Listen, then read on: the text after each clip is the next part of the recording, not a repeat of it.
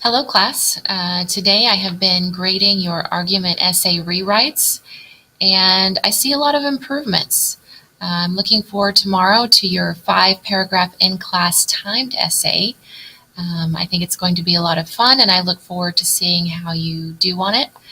But I wanted to mention in-text citing again. I showed a PowerPoint presentation on this in class. We went over it in detail. And I also gave you a handout on in-text citations. But a few of you are having a little bit of trouble on that, I'm noticing. So I just wanted to review for you how to do in-text citing on your essay. All right, this is one of the slides that I showed you in class on in-text citations.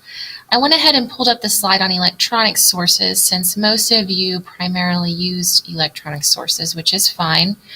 But you will cite those in your text the same way you would a print source, except a lot of times you will not have page numbers to include. So in that case, your first option is to put the author's last name in parentheses at the end before the punctuation. If there's no author, go ahead and put the title of the article in quotation marks and then also inside parentheses before the punctuation at the end.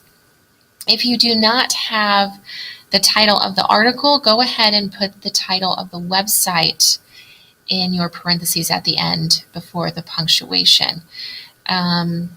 This is not the URL, not the www.whatever.com.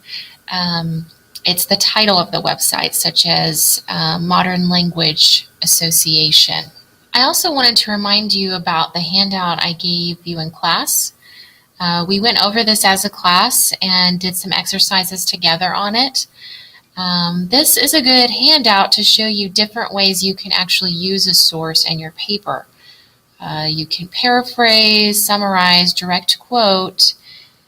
There's just several different ways you could use your source in your essay, and this gives you a lot of really good examples of that. And you need to cite for each and every one of them. So I would encourage you to go ahead and pull that out and review it this week and the next, just to refresh yourself on what we talked about in class.